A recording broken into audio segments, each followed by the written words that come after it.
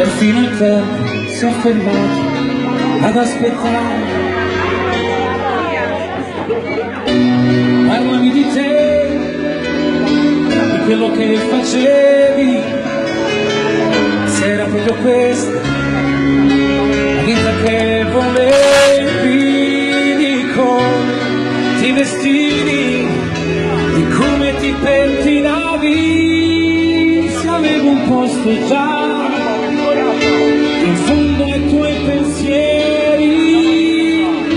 Dai mamma dai, questa sera lasciamo qua i tuoi problemi, quei discorsi sulle rughe e sulle cave.